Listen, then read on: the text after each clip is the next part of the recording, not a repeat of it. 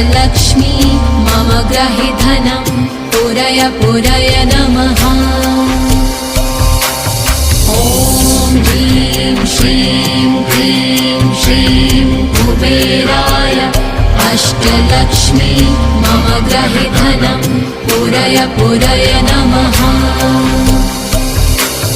ॐ ह्रीं श्रीं क्लीं श्रीं कुबेराय अष्टलक्ष्मी मम ग्रहे धनं पुरय पुरय नमः।